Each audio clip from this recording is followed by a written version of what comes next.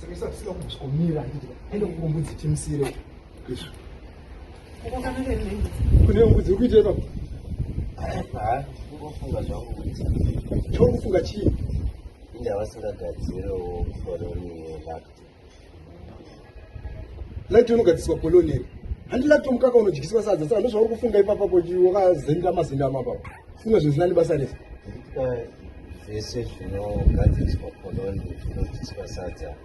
poku bifi nechicken saka lacto tinoityisa kuti sadza kuti ichakakwana herewo saka mhosva here kuti anogadzira poloni nezvinhu zvinodyiswa sadza bifi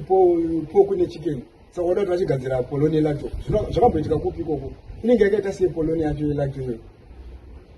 yangoitwa sepoloni ndaitoti dai zvaita maitongotaura navo vagadziri machansi kana chiyakuyasinopastov namaigroko